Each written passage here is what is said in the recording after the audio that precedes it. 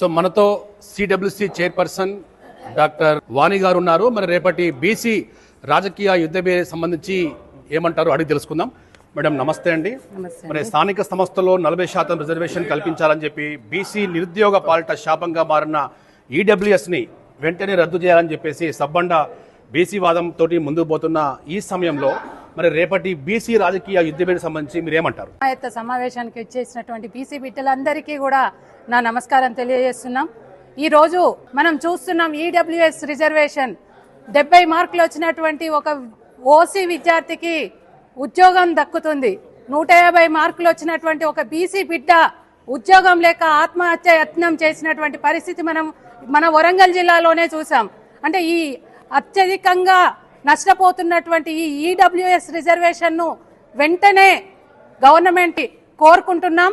మన బీసీలకు కావాల్సినటువంటి రిజర్వేషన్లు మన జనాభా దామాషా ప్రకారం మనకు ఎంతైతే జనాభా ఉందో అంత మేరకు రిజర్వేషన్ మనకు దక్కాలి.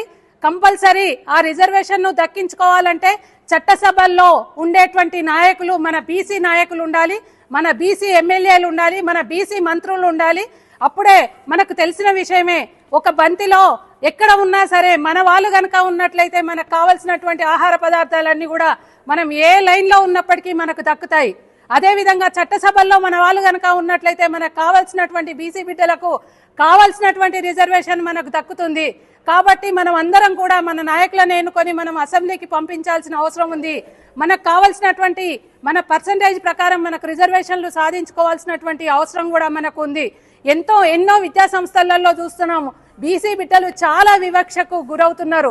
ఉద్యోగాల విషయంలోనే కావచ్చు, ఉద్యోగ సంఘాల విషయంలోనే కావచ్చు, చాలా విషయాలలో బీసీ నాయకులు బీసీ బిడ్డలు ఈ రోజు నష్టపోవడం జరుగుతుంది. ఆ నష్టం మున్ముందు జరగకుండా ఉండాలి. మనం తెలంగాణ రాష్ట్రాన్ని సాధించుకున్నాం, స్వాతంత్రాన్ని సాధించుకున్నాం. ఇన్ని సాధించుకున్నప్పటికీ కూడా మన బీసీల బ్రతుకులు గనక చూసినట్లయితే విభజించి పాలించేటువంటి పరిస్థితిని మనం ఈ రోజు చూస్తున్నాం. ఈ విభజించి పాలించేటువంటి పరిస్థితిని మనం గుర్తించి మనం అందరం కూడా సంఘటితంగా ఉండి మన రిజర్వేషన్లు మనం సాధించుకొని మన బీసీ రాజ్యాన్ని మనం సాధించుకోవాలని ఈ సందర్భంగా మేము తెలియజేస్తున్నాం. ఇంకొక విషయం ఏంటంటే మహిళా రిజర్వేషన్ బిల్లుని సెంట్రల్ గవర్నమెంట్ ప్రతిపాదించింది. మరి ఆ మహిళా రిజర్వేషన్ బిల్లు కూడా మన బీసీ రిజర్వేషన్ వచ్చిన తర్వాతనే మహిళా రిజర్వేషన్ బిల్లు రావాలి. ఆ రెండు కూడా ఏకకాలంలో పార్లమెంట్ నుండి బయటికి రావాలని ఈ సందర్భంగా తెలియజేస్తున్నాం. లేకపోతే ఈ రోజు అగ్రవర్ణ పురుషులు ఆధిక్యాన్ని ప్రదర్శిస్తారు, రేపు మహిళల చాటున పురుషులు ఆధిక్యాన్ని ప్రదర్శిస్తారని ఈ సందర్భంగా కోరుకుంటున్నాం. మన దొరసానులు కాకుండా మన బీసీ ఆడపిల్లలు బీసీ మహిళలు రాజ్యాన్ని ఏలాలని సావిత్రిబాయి పూలే గారి నాయకత్వంలో మనం చదువుకుంటున్నాం. ఆ రోజు వారు చేసినటువంటి పోరాటాలు మనం అందరం చదువుకుంటున్నాం.